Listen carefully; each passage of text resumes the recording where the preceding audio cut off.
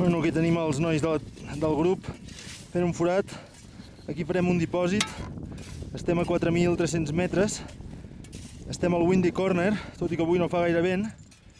I res, el que fem és deixar material i tornem al campament on estàvem ahir per poder demà moure tot el campament fins al camp que està a uns 4.500 metres, on després ens instal·larem ja fins que anem al camp d'alçada per atacar el cim. I després agafarem un dia de descans i vindrem aquí a buscar el dipòsit que hem deixat avui. De moment tothom està en perfecte estat de marxa. Allà tenim el Denali, el McKinley, que avui està fatal.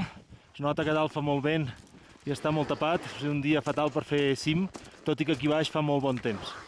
Ara des d'aquí veiem també, el que estem veient ara, és el que es diu el High Camp, el camp d'alçada.